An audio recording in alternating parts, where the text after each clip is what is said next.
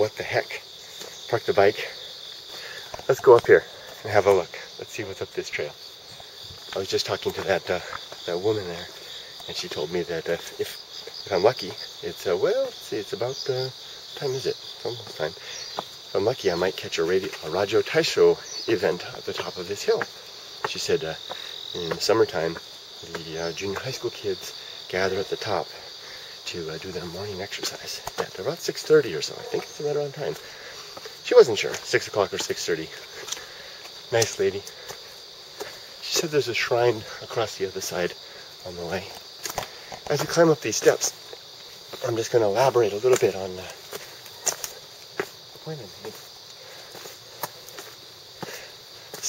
seven generations. That's what we got.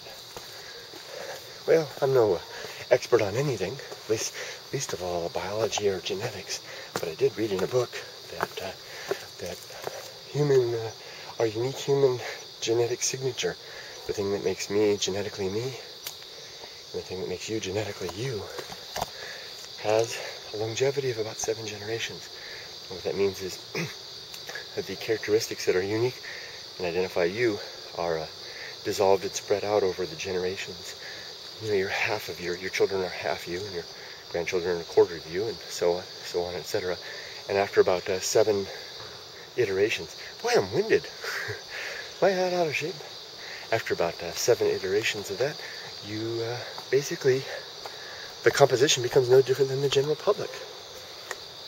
Why is that profound? Well, for me, that's very profound.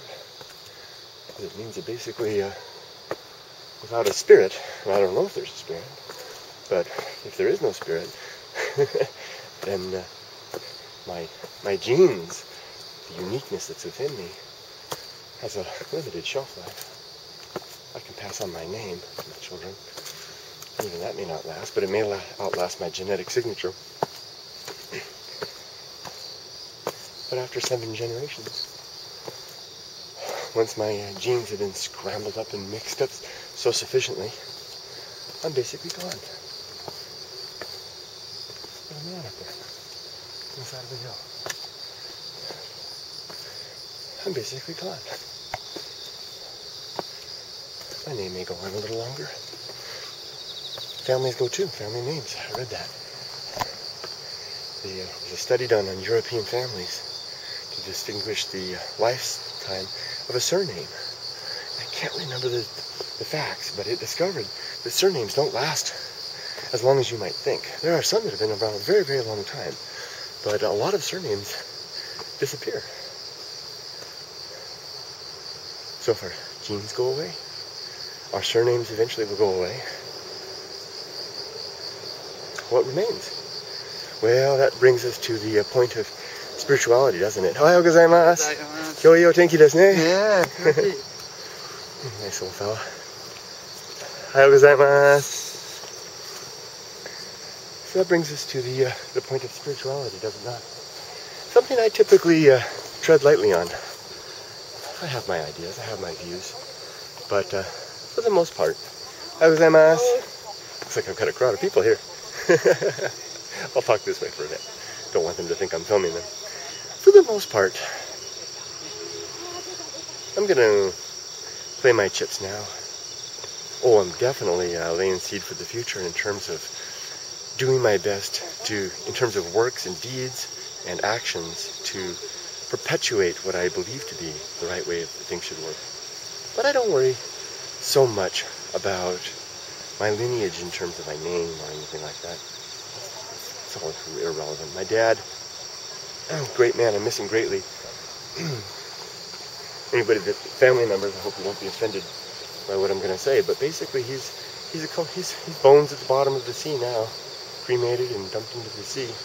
His ashes have been dispersed into the ocean, and his bones are gaining sediment upon them somewhere off the coast of California. And I think about that a lot. And I think that he would agree with me. A lot of people got the idea that he was a spiritual man at the end of his life, but he was a lot like me, or I'm a lot like him. I think he pretty much believed that we have the here and now of what we are. And he did his best through good works and good deeds and good actions.